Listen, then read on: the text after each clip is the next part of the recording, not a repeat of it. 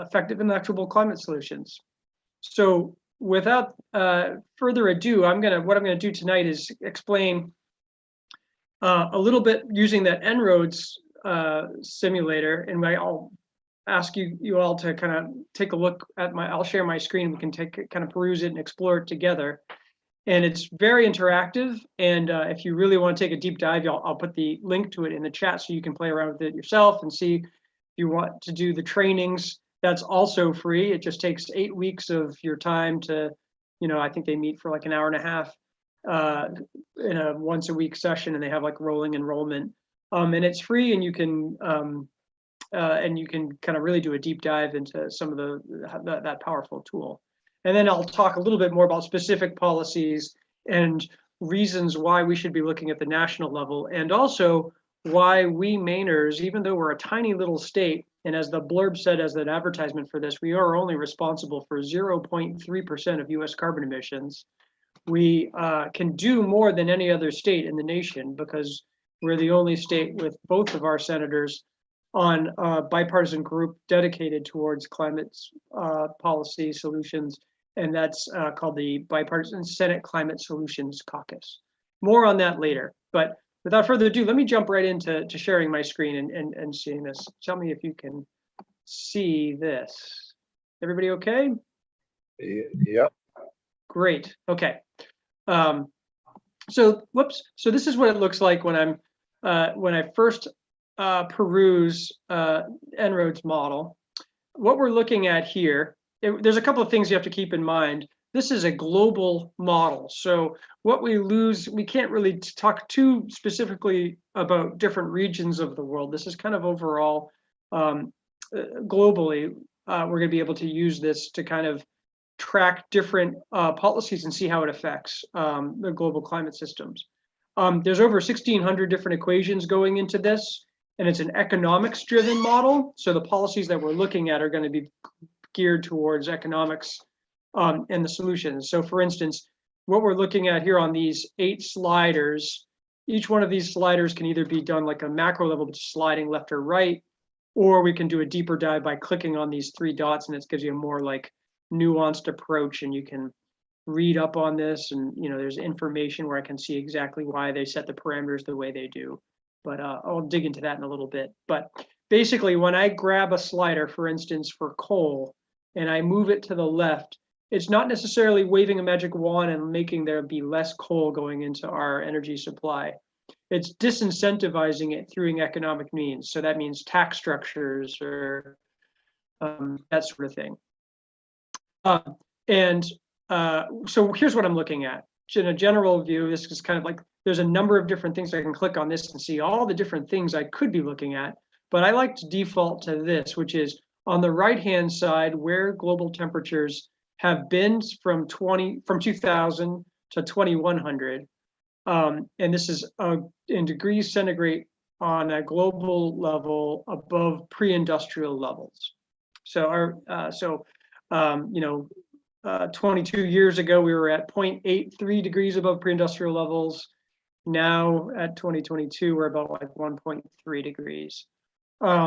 And this, as you can see, that this is just, without doing anything, is just expected to continue to increase.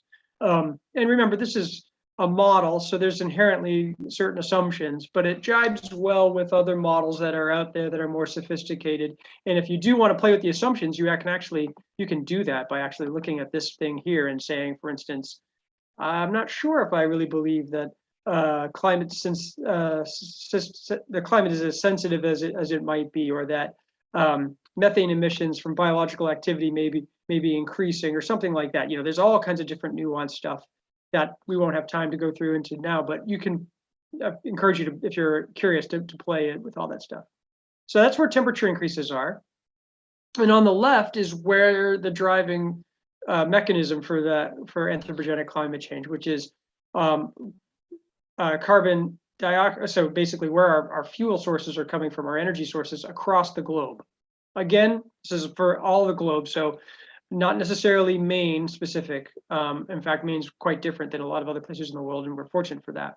But you can see coal is this black line or brown line, I guess. Oil is red. natural gas is blue, renewables are green, bioenergy is this pink, nuclear kind of hugs the bottom here. And they've got this kind of like science fiction category, which kind of is 0 all the way through, which is net zero carbon. Like, so that's basically they let a category be in there for some sort of energy we may not anticipate arriving sometime this century. So that put like nuclear fusion in there, or perhaps thorium nuclear fission, which is another, on the vanguard of potentially happening, or, far outside, vibranium or the flux capacitor, whatever you want, something that we haven't anticipated yet. And like I said, this is the supply side. I can move these sliders to the left or right. To disincentivize, or God forbid, incentivize coal, oil, natural gas, bioenergy, renewables all the way through. And then these levers kind of control the demand. So the electrification of our transportation, or the energy efficiency of our transportation. Then there's the same thing, those two things could be done for building and industry, which is, globally, this is a big catch-all. And then we can also control what we might be expecting for population and economic growth over the next 80 years to the end of the century, which is, as much as we can control either of those two things. Land emissions from land and industrial use. So deforestation is just what it sounds like. It's, the rate at which we're cutting down the world's forests. And then methane and other gases is, CO2 is the prime driver of climate change. And we can see that, let's see, if I actually go to this instead and see, we're looking here at the different greenhouse gases by the type of gas. So this is no water temperature, but we can see that this charcoal gray kind of dominates, and that's the CO2 component coming from energy sources. That's the number one driver. Number two on that would be like methane, which is this light blue CH4. And then there's nitrous oxide over here, N2O, and other F gases and some other components. But so you can see how that continues to grow. I'll go back to temperature. And then carbon removal. So afforestation is natural carbon removal by planting trees. And then technological, and I'll click through this just so you can see there's a number of different things that are available on this particular model, which is bioenergy, carbon capture and storage, which is anything to the, bioenergy, basically like seeding the oceans for more algae to grow that would suck up carbon and then sink and be sequestered on the ocean floor. Then or direct air capture, which is like HVAC equipment, incredibly cost ineffective right now, but who knows in the future. And then enhanced mineralization, carbon soil sequestration, and biochar are all means of kind of land use technology. So farming technology, basically. So that's the model, and we can poke around on this, but what I usually try to do when I do these presentations is turn it over to you folks and see, you're welcome to take a look at this, but you can unmute yourself and say, like, what's something that you often hear is, something we'd like to see modeled on this and comparatively. And if you're bashful, I can tell you what comes up often, especially in the main crowd. But remember, this is, I should say that this is, you have to keep in mind that this is a global model, right? So it can't be too regionally specific. And I should also say that its predecessor, which is still available, is called C-ROADS, which is less sophisticated about the specific policies. And it just talks about where we had to get global CO2 levels to in different regions of the world in order to keep our temperatures limited to a certain level. Though that model precedes this one, and that was apparently one of the pivotal models for the negotiations in Paris for 2015's Paris Protocol negotiations. So this is like a third-party reference for a lot of folks who are doing these things. Well, the first question I have is that this is as the world is today, effectively. Yeah. So when I'm looking at 2022 here, that's kind of, we're looking at a snapshot. And so this is historic behind us, and in the, this is the further out it's just a projection. So they're basically taking a linear increase of what we're expecting from from this profile of where we're expecting our energy to come from in the next century. Right. Without doing anything. So this is the status quo and letting things that are growing now continue to grow at the similar rate. Does that make sense? Yeah, it does. So what I guess you confirm for me is that the energy supply pieces are set at pretty much where they are representatively within the world today at this snapshot. Well, they actually see that they're talking about how, like, so for instance, oil looks like it's going to grow towards the middle of the century is what they're projecting here, and then kind of level off. And you see coal kind of continues to have this steady growth, and renewables has a steeper growth. These are all things that they're projecting. This is like from the year we're in now to the end of the century. So but below that, you know, in the coal, yeah. So then what the coal, any one of those particular markers, is that is where the relative level it is for the chart to be what it is over the 100 years. Yeah, so the reason why this level there, and that's, I mean, they're not giving us any calibration here until we like dig into those numbers through those 3 dots if we wanted to really dig in. But what this is telling us, Gary, is basically there's a lot we can do to disincentivize coal by like Right. that's why there's so much there on the span to the left.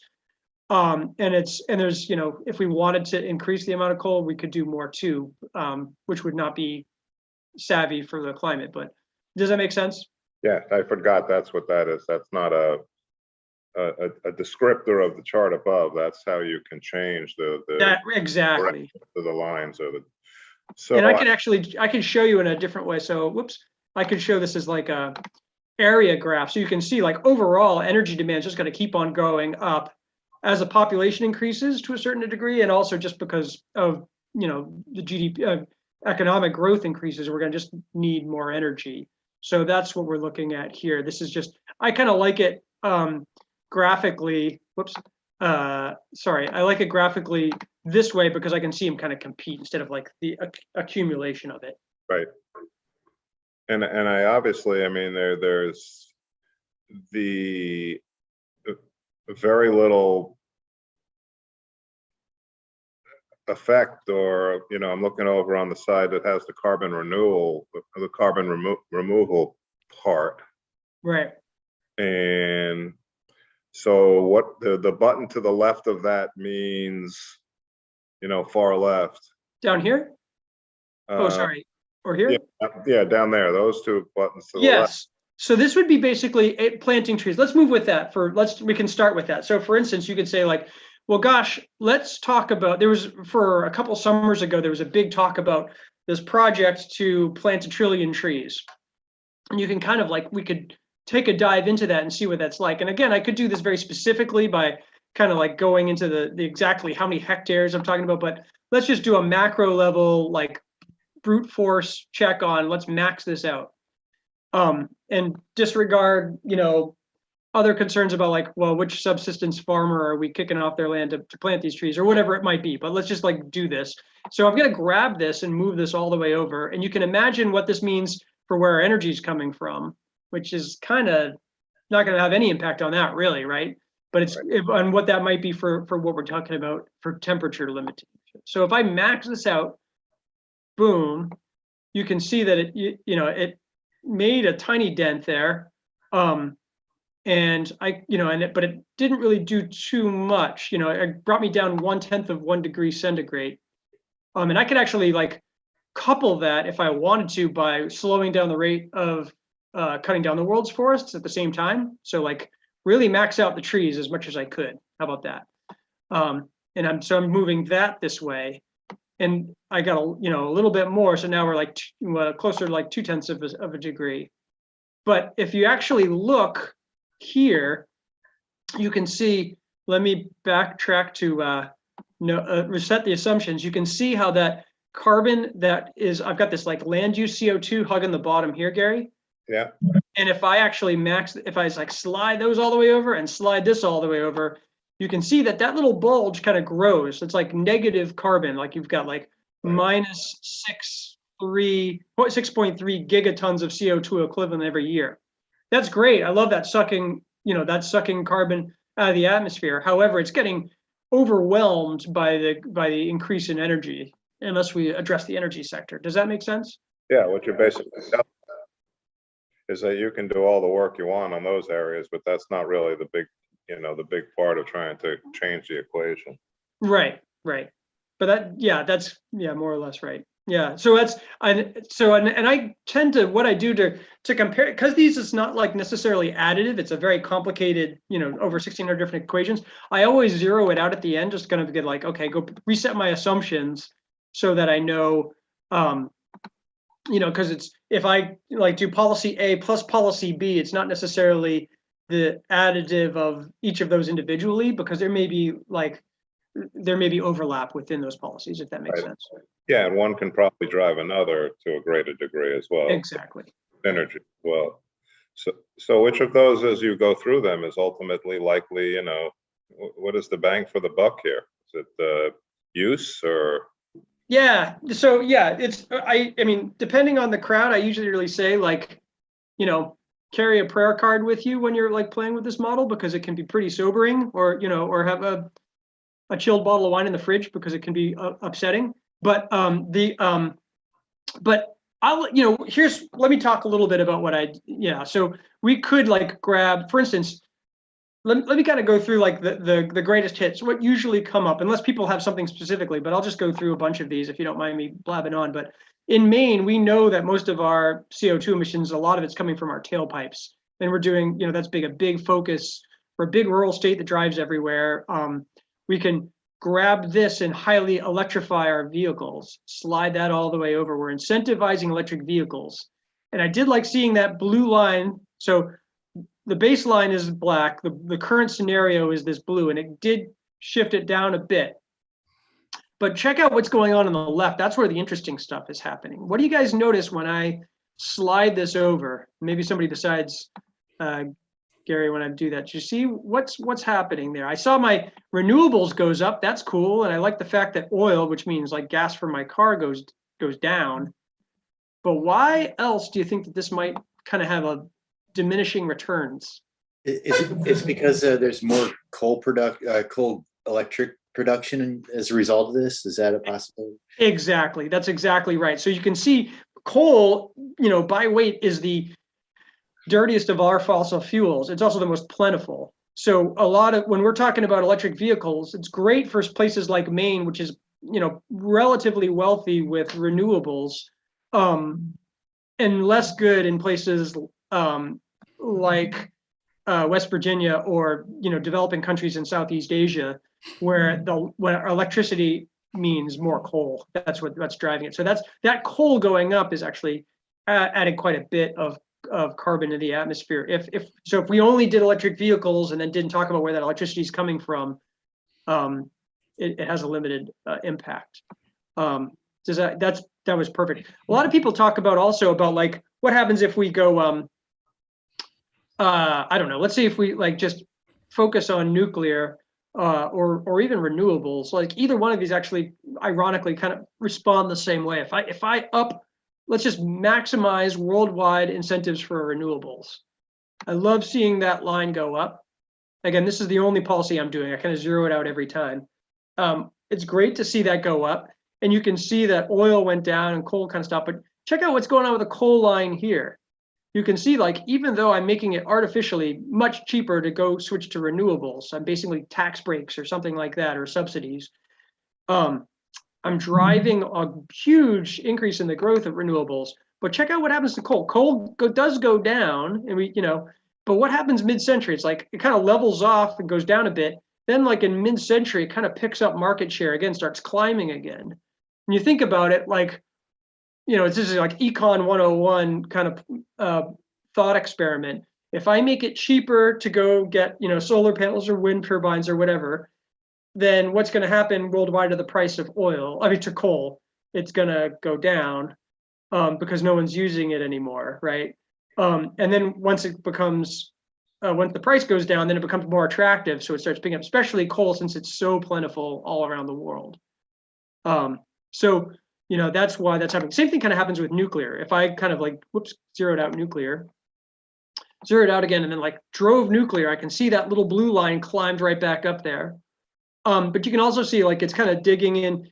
It's nuclear is controversial, of course, but France and Sweden, they're getting most of their electricity from nuclear, and it is carbon neutral, at least theoretically. So, but again, it doesn't eat as much into that coal and oil and natural gas, which are like the prime drivers, not substantially enough to really keep us down to these dash lines, which I didn't talk about, which is where the IPCC says we need to stay below. So there's a lot of work to do, and I'll start aggregating a bunch of these together. But the reason why I use this model so much is because it really shows, it's very illustrative of why the group that I'm in, Citizens Climate Lobby, has been working so hard on carbon pricing components. We kind of are lobbying our congressman for a bunch of different things, but one of the things we've been working hard on for the past a little less than a decade is a concept called carbon fee and dividend, which is basically having a gradually increasing price on carbon heavy products, or basically the coal, oil, and natural gas to the weight of their carbon content, and taking that money that's applied only at the source, so basically at the oil derrick, coal mine, or natural gas fracking site, or the port of entry, and giving all that money back as a monthly dividend check that's equally distributed to every man, woman, and child in the country. So there's a number of different, there's I think over half a dozen different bills currently in Congress, and one of them is the most co-sponsored climate bill in Congress. It's got 95 co-sponsors in the House, and that talks about starts off at $15 on a ton of CO2, which is not a lot. That means like once you apply that to ExxonMobil and they keep passing it down until it finally gets to the gas pump, it's about 11 cents on a gallon of gas. But it goes up every year by $10 a year. So we could start this year, let's say. $10 a year over the next 80 years, that's 80 times 10, 800 plus the initial 15. So that's $815 by the end of the century. And it goes up, yes, over the next 80 years. And you can see how much that does. Now, it doesn't get us all the way there, but you can see how that bent the curve so much, pretty significantly. And if I actually went back to that chart I was looking at before, if I reset my parameters, you can see that CO2 just keeps on growing through the course of the century. But if I apply that policy, you can see that by the end of the century, CO2 is no longer the prime climate driver. It's actually, methane at this point. Does that make sense? I kind of I'll talk more about the policy in a minute, but I just gave you a lot of stuff to think about.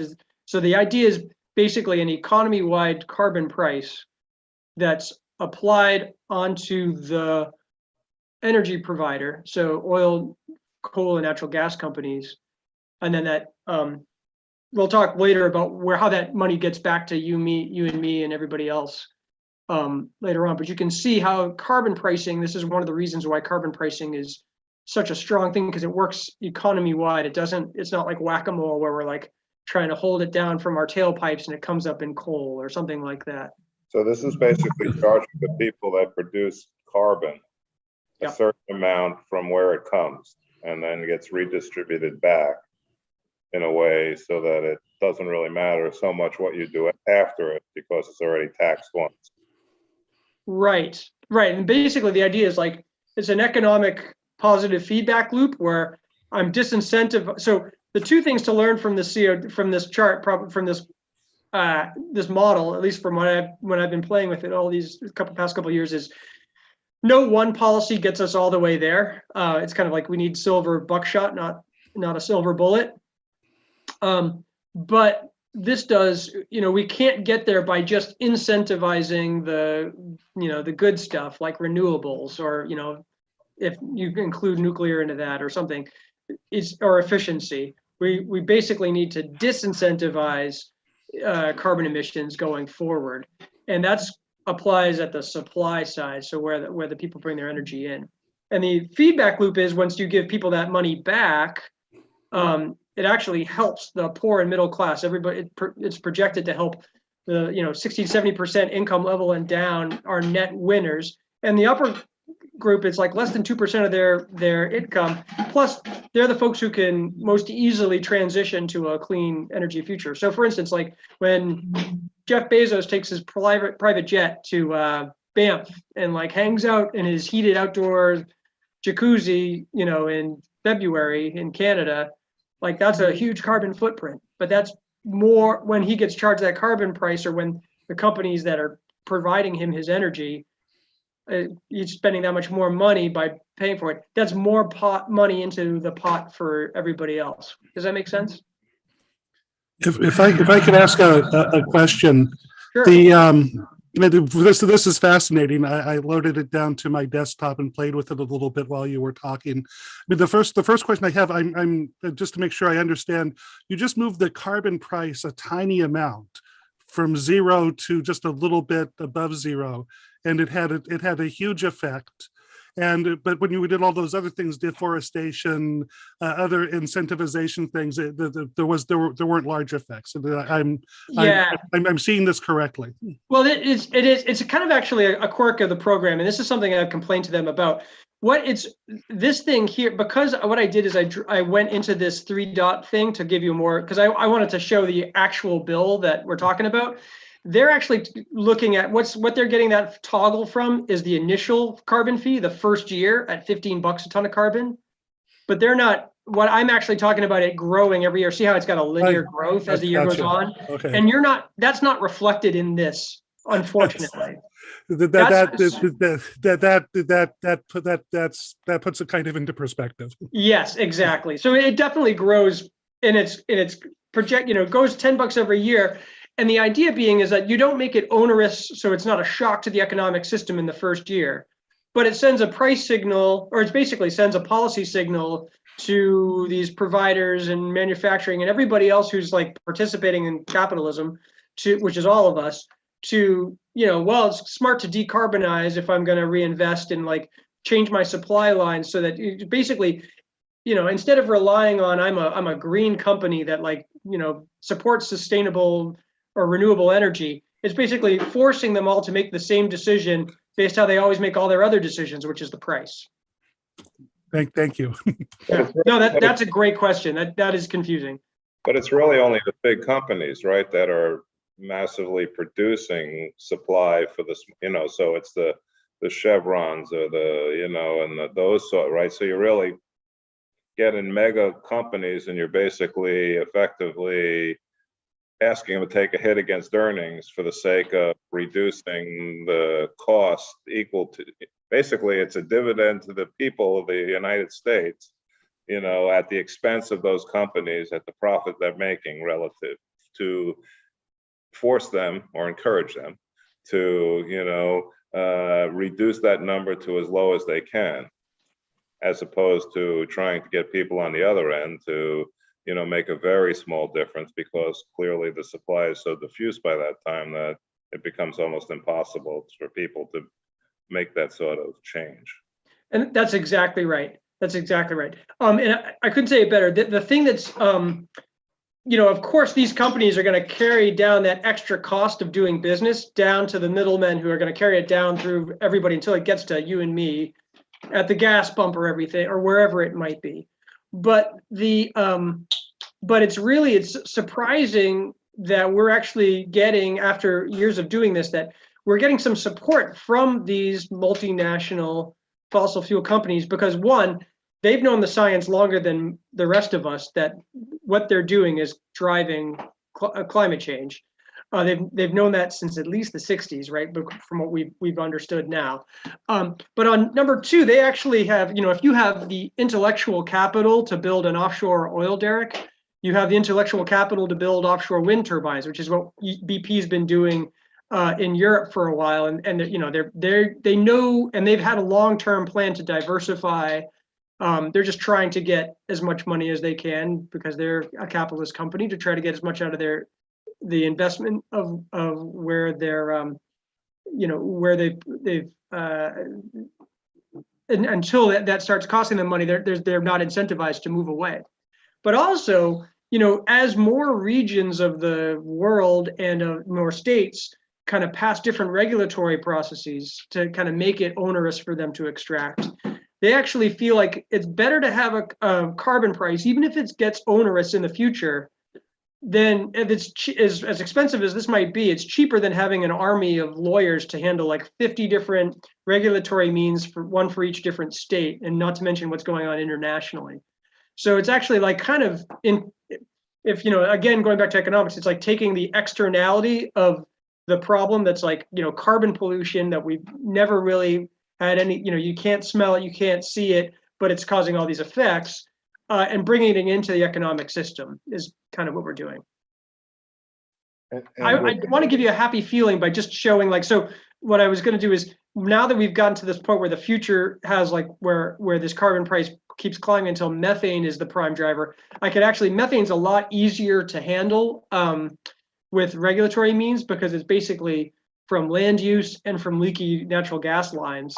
And I could, slide this over because it's a much smaller portion of the economy, and bring us down. So we're within shouting distance now of that 2 degrees, which is where the IPCC has warned us we need to stay below. And we can kind of talk about then once you do these two things, it's a virtue multiplier. Then we can start talking about electrification of vehicles, and we could talk about carbon removal, technological carbon removal, or we could talk about afforestation or energy efficiency of buildings and industry, and get us to that spot where we're no longer. Oops, yeah, that just lowers that. But these things all add up in a way that gets us to a spot where we're getting closer to that 2 degrees. Does that make sense? Now at different times of the world, they've talked about carbon credits, right? And people buy them and sell them, and that's clearly not part of this model. Where that would have been part of the model is in the afforestation. So when I buy a carbon credit, it usually means it's I've made an agreement with somebody to plant some trees to offset my flight to Fort Lauderdale, whatever it might be, right? So that's the carbon credit. Carbon credit would be under the afforestation thing, planting a tree. But that's not really an effective tool for, doing a lot in general. Yeah, I mean, that's not my part. My part's just to show you what the model shows, and I mean that's I don't want to make I have preferences, and I think any step in the right direction should not be criticized, and planting trees is a step in the right direction, but I think this model definitely shows that if I recycle a little bit and I do off, and I buy carbon offsets for the dozen flights I do in a year, then that's not a sustainable thing. That's not going to get us down to where we need to be according to the IPCC. Well, plus, I mean, if you have all these large multinational companies, mining or, in different parts of the world where there's clearly no ability for people to have resource, I mean, there's not that many companies that are actively involved with the production of energy. Right. Proportionally, right. It could be hundreds, but it's not gazillions. Right. Yeah, so let me just jump on a couple of things. I have a tiny little slideshow I just want to share with you. So I'll come back to the model in a second, but I hope, one of the reasons why I like this model, showing these models, I used to have, when I started with Citizens Climate Lobby, I'd give presentations. I would have to kind of explain why this is the most co-sponsored climate bill and bipartisan in the history of Congress, or why every developed nation in the world except for the United States currently has some sort of domestic carbon price, and our job is to try to push us along. But the model kind of shows why carbon pricing is so effective, just in a visual means. But the big question is the other selling point is what happens when you take that money and you redistribute it to everybody. So this is kind of a hard slide to see, but Resources for the Future says what happens, how do we recirculate that money back to people? If it's a capital gains tax rebate, it's kind of slightly regressive, meaning that it like helps out the richest quintile more than the poorest. See, that's what I'm looking at here. So this is the bottom 20%, this is the top 20%. Or labor recycling, maybe like, so that's basically like payroll tax rebates. Again, it's kind of like flat. But if I just gave a lump sum rebate, you can see how the poorest 20% do best. This is percentage of their income from like, so that they're making like almost, between 3 and 4% more per year. And everybody up till about 60, 70 percentile, wherever, they are doing better. And like I said, the top earners, this is the 60 to 80% and the 80 to 100%. Those are the folks who are be paying more in just because they consume more. And that's where, they are like less than 2% of their income is affected. And what's funny about this is that you actually look at the research, when you think about carbon pricing, at least for me, when I first heard about it, I thought, well, this is going to hit me at the gas price, the oils for my furnace, and whatever component in my electrical grid comes from fossil fuels. But if you actually take the research shows, if you take all of those three components and combine them, those are called direct energy costs, that's less than 30% of our overall carbon footprint, which shows you how prevalent the problem is. It's really that 70% of it comes from like carbon that's quote unquote embedded in the products I buy, the services that I get, whatever it might be. It's like putting a cup of coffee, getting a coffee bean from Colombia that comes up here and like ends up in my cup in the morning, or whatever it might be. All that stuff has like a carbon component that should be priced accordingly to reflect it. So that's kind of what we're looking at. But here's this is more specifically, they've broken down the research to actually show Maine. So this is the same thing we're looking at. So the bottom 10% is here, and everybody up till about 60, 70 percentile does better net on net, and the top 30% pay marginally a little bit more and can transfer, and it should, in order to move away from their unsustainable, like they have the means to clean, to buy cleaner products. Because they make more money. But also you can see how the poorer sections interiorly of Maine have like higher percent of households benefit from the policy, and that the richer parts of the coastal wealth is the ones where it's like more like 50%. Does that make sense? Cool. I'm gonna go through these quickly. So yeah, this is just in the first year. So again, bottom 20%. Top 20%, you can see like that dark blue is that the oil for my furnace, gas for my car, or electrical grid. And the light blue is the embedded indirect energy costs. And you can see like for the richest, it's like they're the ones who have the most consumption. So that's the highest. Plus on top of that, we've got also this pink thing that doesn't exist really for anybody else, which is financial asset costs. So I said before that we don't have to look far to find a neighbor that there's many different carbon pricing schemes, but the one that is most similar to what is in this bill that we're trying to pass is what's happening in Canada. Since 2008, British Columbia started with a policy of carbon pricing that was given back to the consumer in British Columbia. And since then, their carbon consumption, or their fossil fuel consumption has been reduced faster than the Canadian average, while their economy has actually outpaced the rest of the country. So showing that they can decarbonize and the economy can kind of take off. A lot of it is just because a lot of those things that they might have been importing, it makes a lot more sense to do it there. So here's a map of the world, all the different countries in the world that have some sort of carbon pricing. Now, some of these may be cap and trade, which is what the EU was early on board with, which is better than nothing, but can be problematic if not done right. Other places have a plain old carbon tax, like Sweden. Other places have a carbon fee that's not high enough, like China and India. But then, then there's the countries that have nothing yet, and we're the only developed nation in the world without a carbon price. So we share that distinction with Russia and Belarus and Somalia, Libya.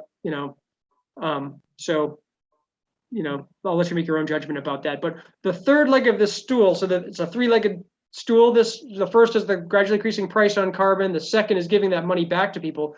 The third is what's called a border carbon adjustment fee, which is basically a carbon tariff. Like to protect US, if we were to enact this, we want to protect US industries like steel industry from exports that are coming into this country that aren't priced for their carbon from a country that's not like like Russian or Algerian steel or something. So we basically priced that steel per their carbon component to make sure that it's like on a level playing field with what we're doing in our country. But it also exports the policy because country X will want to be able to compete domestically with us. So they'll want to price it themselves instead of having the US government take that money, they'll take it for their own government, if that makes sense. But it's kind of a moot point, but because we're slow to this. But this is why I think this is going to be an eventuality, because the EU, the UK, and Canada, most likely Canada, following shortly thereafter, are all implementing a carbon fee on US products and other products is starting in 2025, I believe, is when they've announced this. That so we're going to see a lot of pressure domestically from our businesses to compete on a level playing field, which means pricing our carbon. You can see how this is just another model called the Energy Policy Simulator, which I don't actually, it's not free, so I don't have access to this. It's quite expensive, but you can see like how much these different mitigation techniques are, you can see the CAFE standards and methane stuff, but you can see carbon fee and dividend is got this biggest one, and that actually gets you to like showing us we kind of need this in order to get to the goals set by the IPCC and the Biden administration. So that's enough of that. So anyways, this is what we do. That's us meeting with our Congress. This is my daughter meeting Shelley Pingree when she became one of the co-sponsors. This is us meeting with Angus King. There's us meeting with Susan Collins, and more economists have signed on to this statement, which was published in the Wall Street Journal and a number of other places, basically outlining this policy as a, quote, necessary condition for climate stability. And we'll need other things too, but this is like the biggest bang for your buck. And the fact that it is revenue neutral, meaning it doesn't grow the size of government or pick winners or losers, it just makes markets innovate, is why it's got some bipartisan support. It's got some support from some of our conservative or Republican lawmakers. In fact, when explained to Democrats, it gets very high support. This is Luntz Polling is a conservative Republican polling group. They show when carbon fee and dividend is explained to Democrats, it's got high support, 80% support. Amongst Republicans under the age of 40, it's almost the same. It's 75%, which shows why there's more, at least behind the scenes, talk from conservatives to join. So that's that. Yeah, I don't know if this is just slide just shows like how we have a natural advantage economically because we do have a greener grid and we do build and manufacture and do services with less carbon footprint than almost any other part of the world, save for maybe the EU. But this is definitely a way of it's a business advantage that we're not taking advantage of yet. All right, I'll stop blabbing on. How about I'll do some Q&A. That's a lot of information, but that's basically, I'm wearing two hats. One as the En-ROADS guy, but also that's mostly what you just saw was my work with doing the volunteer climate lobbying with Senator King and Collins. Oh, the reason, yeah, so those guys were the only state, there's only, we have this tiny little fraction of carbon emissions for the country, 0.3%, but we're the only state with both senators on the Senate Climate Solutions Caucus. So, sending them a message is doubly effective because they're on the little body that is dedicated to try to find bipartisan solutions. And like I said, this is going to get more and more traction as those carbon fees or carbon tariffs come in from countries that already have this policy, like in the EU, UK, and Canada. If I could start with a question, you said earlier about having a prayer card. I'm a rabbi, so I believe in prayer. Yes. But I'm looking for a reason to I mean, you speak as though this is inevitable because people are going to need it and it's a good idea. And I want to believe that. But I also know that right now the president who I voted for, who was for fighting climate change in his campaign, is begging OPEC to drill more oil to keep prices down. Why? I mean, so I could pray, but I feel that that's just a sign of despair. I mean, if we can't keep it together for a challenge, which I think is serious but is modest as compared to what we need, how can we believe that we're going to be able to do what we need? Right, that's a really good point. And I'm not sure if I have all the answers to that, but let me give it a shot. So. And it's hard to talk to people about asking them to purposefully increase the price of fossil fuels when everyone's feeling the pinch or is getting sticker shock driving by gas stations. But remember, we've just gone through a couple decades of like pretty static gasoline prices because of the fracking boom. And Biden is, I also worry about that. And I know that that is a short-term strategy to stabilize stabilize the economy in what's, for the horrors that are happening in Eastern Europe, and also because of what's already built on top of inflation. And yet, this is an easier policy to ask for because with those policies, it's just talking about bringing in more energy assets, which is fossil fuels, in a short term to try to stave off this fever that's happening with inflation.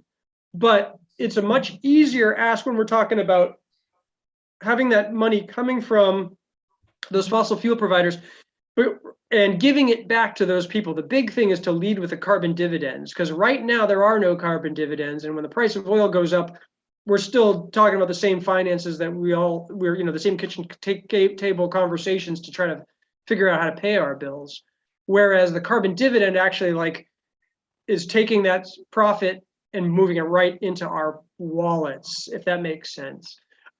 So I guess, if you're thinking about this is a long-term strategy, we're talking about decades of growth on that carbon fee in order to move us away from it and to really jumpstart not just consumers, checking out more fuel efficient vehicles or whatever it might be, or heat pumps. That'll definitely do that, but it's really sending the signal not to demand us, but to supply the guys who give us our energy. And that's really where the motivation is on this. So yeah, I share your concern, and it's troubling to think that they're talking he's trying to get more oil onto the market, which is the root of all this problem. However, I understand why that has to happen in a short term, hopefully, we're not talking about decades long problems with inflation, or God forbid with what's going on in Eastern Europe. Great question though. I got a question. I have a question also, and it had to do with, I used a bunch of terms around carbon price, carbon dividend, et cetera, and the map you had, of the world map, that had different countries that had carbon policies, I think, as opposed to, yeah, so. This is a carbon price. These are all countries that have carbon prices. So the question I have is, I understand that there are countries that are clearly basically have an increased cost for their carbon production. But I mean, aren't there just a relatively few amount of, aren't these producers multinational?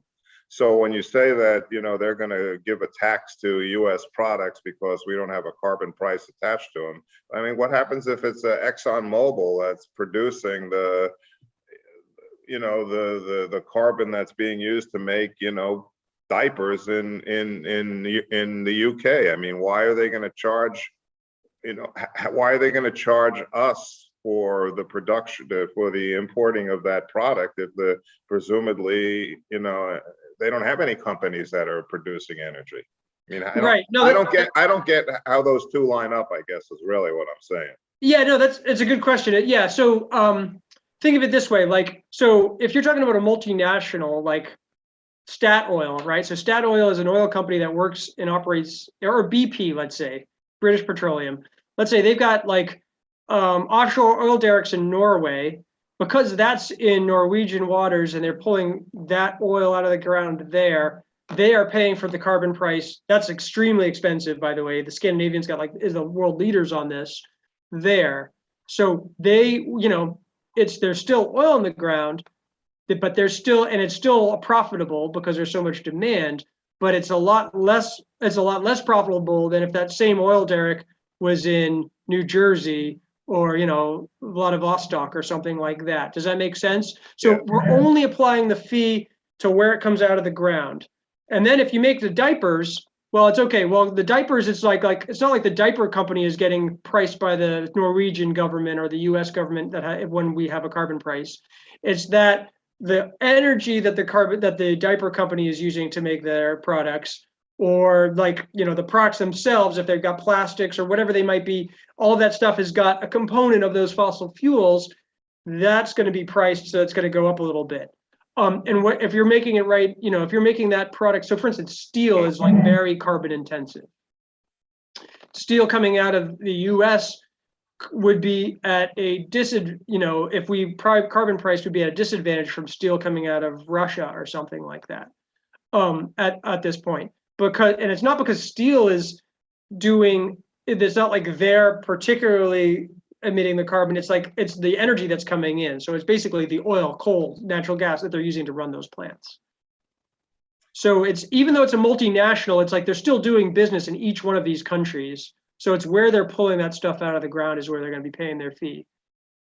And the nice thing is Maine has, we haven't covered really the climate science, but how much we have to lose. You can't really think of anything like quintessentially Maine between pond hockey or lobsters. I remember, getting Maine shrimp until 10 years ago. That was our big pastime.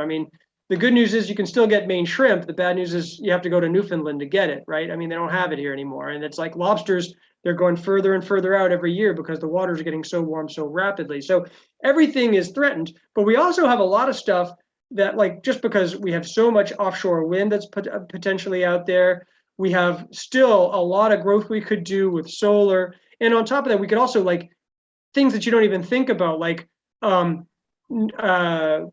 concrete and steel are very carbon intensive products, but if we Maine wood products coming out of the University of Maine in Orono, the composites lab up there, that's not only carbon neutral, that's carbon negative. It's permanently sequestering the carbon in the atmosphere into a wood product that gets, you can build a skyscraper out of. They're going to be rewarded for that. In fact, they're going to be at a huge competitive advantage as that price of carbon goes up on going into the production of steel and concrete. So Maine's a big winner on this one.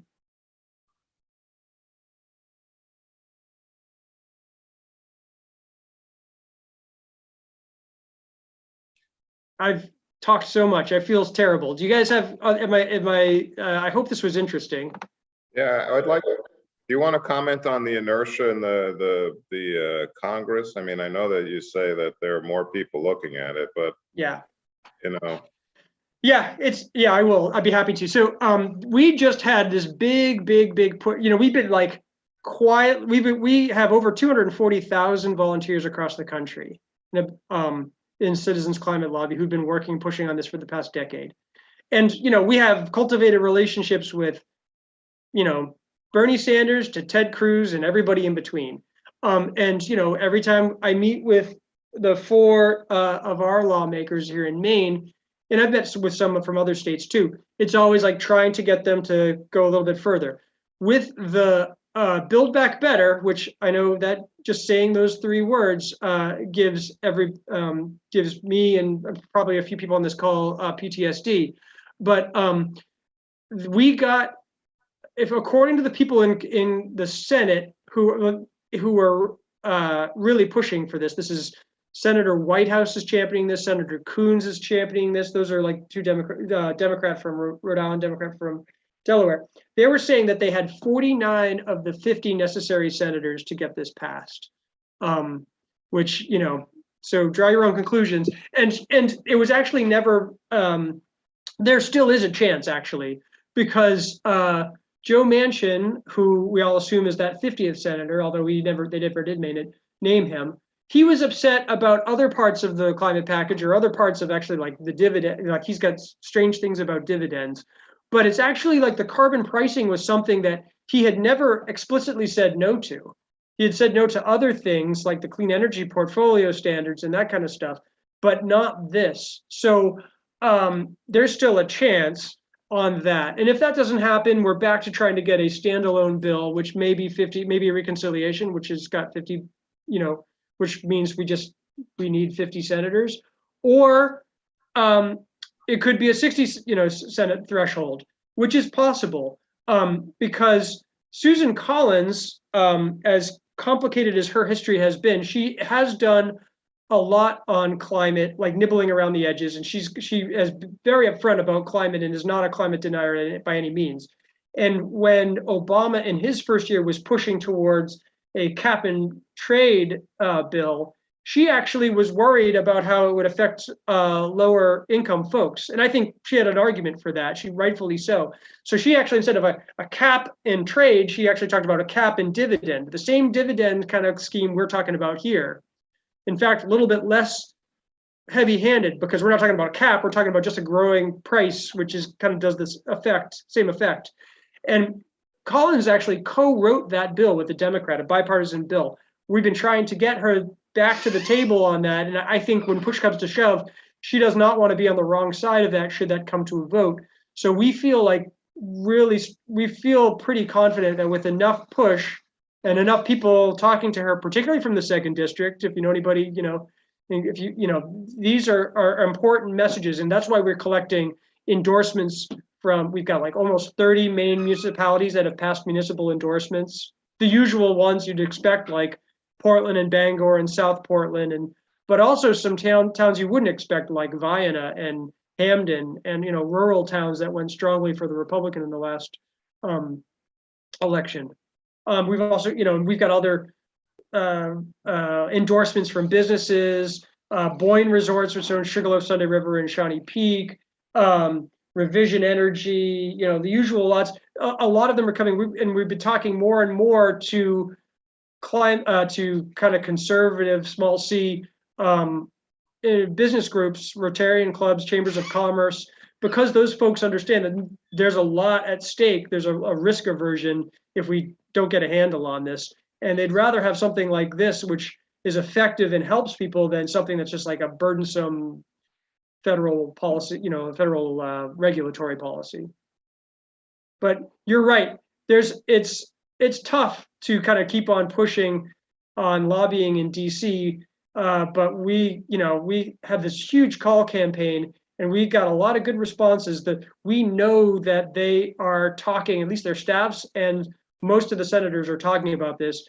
And the more and more signals from conservatives, for instance, I'm still sharing my screen. If, for instance, like I'm just reading this, so this was open right before I did this meeting. This is an article from the Washington Post that Republicans are now embracing carbon border fees to counter Putin. So that, this is basically an idea. They're coming around to this, and we're hoping that, well, Senator King serves on the Defense Committee. This is now it already was a national security issue, and now it's like all that more obvious. So there are reasons to be hopeful, and I think as the business community gets hit in the teeth from those carbon tariffs coming when they want to do business with Europe and UK and Canada, it'll be that much more pressure.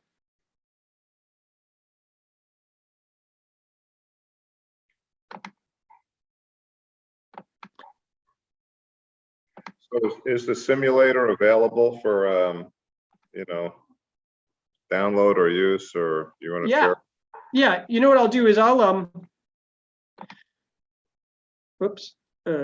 I'll do is I'll just give you the simulator with this bill in it, just because that's the complicated part. So here we go. I'll put this right in the chat, if that's okay.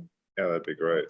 I'll also show you, I can show you this this is the bill as it stands right now, the Energy Innovation Carbon Dividend Act. You can like go through and like read a bunch of all the stuff that I've done, but these are all the co-sponsors, the usual lot. You know, this is a conservative lobbyist. You can also see like, you know, statements of support from, you know, there's actually quite a few different faith communities that have gotten into this. You know, we kind of put the, yeah, you can just read through all these different things. You also go through and like, if you feel strongly about it, you can, you know, see this endorsement map and see like all the different, I kind of like playing around with this one, but it's because, you know, we've done pretty well in Maine where like in District 1, we've got almost 130 endorsements. District 2's got 21, that's not bad. Like, you know, you can check out how we're doing and like read about all these different endorsements or, you know, see the categories under which they've endorsed faith groups. And if you feel strongly enough, we would love to have your endorsement as well, which takes like 20 seconds just by filling this out. It's just another, you know, name on a piece of paper that we share with King and Collins and Pingree and Golden to show them that there's a lot of support for this stuff. So if you got, you know, if you know businesses, if you know municipal government, you know, politicians, local politicians or state politicians, or if you know Beth Israel itself, whatever it might be, I'll put this in the chat too. We will put the matter of endorsing it as an organization on the agenda of our board of directors. Oh, that'd be great. We would love to have that, but I'll put that in. So, and it's not, I don't mean I'm not trying to heavy hand, but you know, it's always helpful to have more endorsements.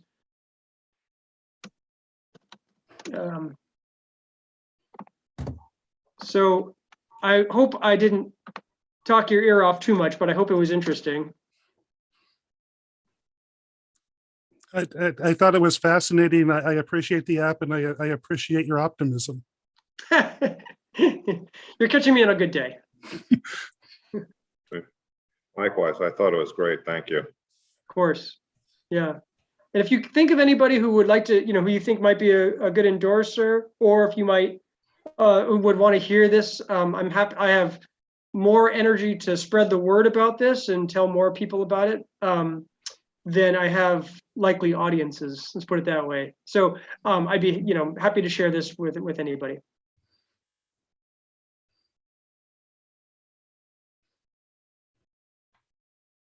I've got to ask Brian, what is the uniform that you're wearing in your picture? Oops, you're muted.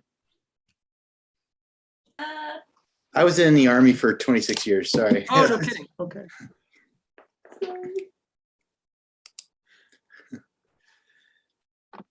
Well, thank you, anybody. Everybody, anybody else have any other questions?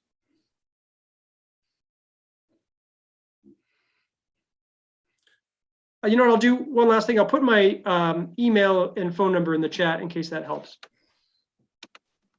Thank you so much. Thank you course. very much. Thank you. Thank Very you. informative.